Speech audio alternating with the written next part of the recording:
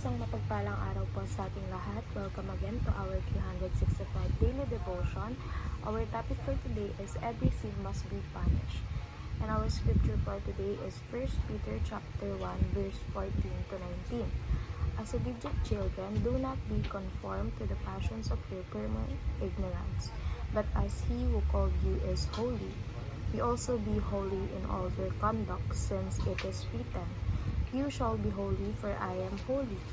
And if you call on him as Father who judges impartially according to each one's deeds, conduct yourselves with fear throughout the time of your exile, knowing that you are transformed from the futile ways inherited from your forefathers, not with perishable things such as silver or gold, but with the precious blood of Christ, like that of a lamb without blemish or spot. So, sinasabi sa verse na to na maging holy daw tayo or mga maging banal tayo katulad ng Ama nating nasa langit. It is written na sinasabi dun sa verse na you shall be holy for I am holy.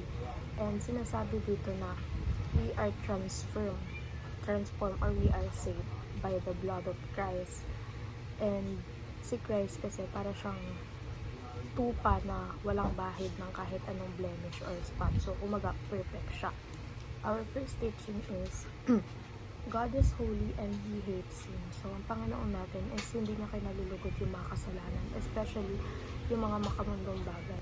So, kailangan tayo din maging hate natin yung sin kasi nga ang goal natin is na maging Christ-like. So, kung ayaw ng Panginoon natin sa mga kasalanan, dapat tayo rin. Second, God hates our sinful passions. Kasi meron tayong mga bagay na nakasanayan na natin na ginagawa.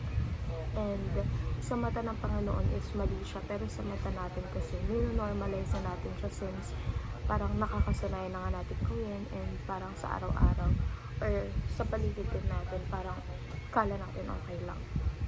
Third, God poured out His wrath on Christ. So, nung nagsuffer si Christ sa cross, or nagkaroon kasi ng substitution, so yung mga kasalanan natin is napunta kay Christ, so ayun yung tingin sa kanya ng Father in heaven. And yung mga kasalanan naman, ay yung kabanalan naman ni Kristo is napunta naman sa atin. And moving on to application, first, be holy and set apart. So, sinasabi dito na maging banal tayo at umiwas tayo sa mga kasalanan kasi ito yung naglalayo sa atin sa Panginoon. Second, fear God and hate evil. So, kailangan maging sapat yung takot natin sa Panginoon na to the point na tayo na mismo yung umiiwas sa kasalanan.